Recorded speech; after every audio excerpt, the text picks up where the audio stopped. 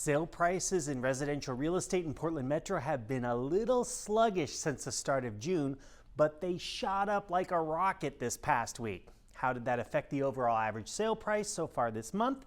Let's take a look at the stats and trends.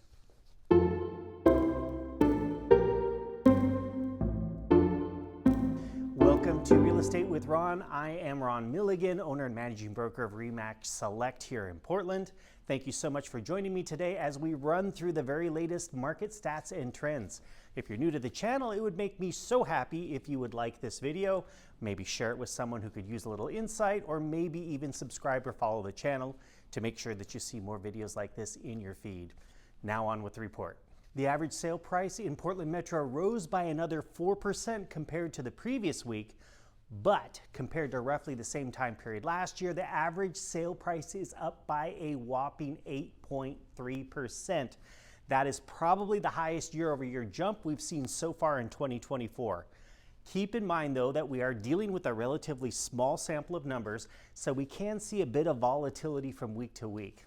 Looking, though, at the broader picture, I compared the first 3 weeks of June of this year to the first 3 weeks of June of 2023, and the average sale price landed about 3.1% higher than last year. That feels a little more representative of what I'm seeing in our market right now. Demand was down again this last week. The number of new purchase agreements signed by both buyers and sellers came in at 5% below the previous week. However, that number was on par with what we saw last year at this time. The supply of homes is still rising. Again, that's normal for summer. The number of homes that were new to the market are in line with what we saw last year at this time, so I don't see any big cause for concern, at least not yet. Mortgage rates are always kind of the biggest story, the big market driver. Well, they ticked up a bit from last week. The best rate I could find on Thursday morning was 6.5%, which is the best possible case for the 30-year fixed. Most lenders are probably pushing 7% right now. The slight increase in the rate was due to a couple of Fed board governors making comments about the Fed's willingness to keep rates higher for longer. As a result, there's been some speculation that we won't see a rate cut in the Fed funds rate until next year, and that sent rates up just a hair. We are waiting for a key piece of inflation data, which happens to be one of the Fed's favorite indicators.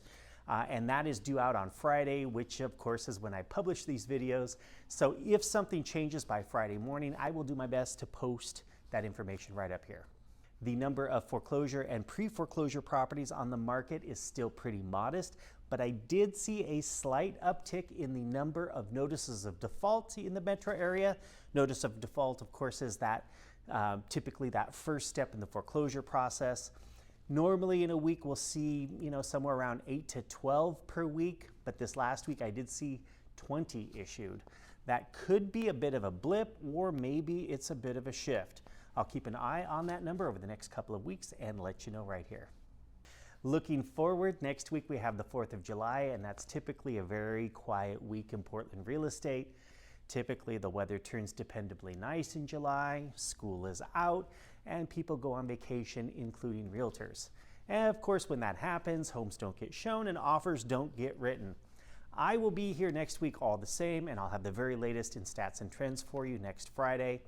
So let me say thank you for joining me. Have a great 4th of July, and I will see you right here next week.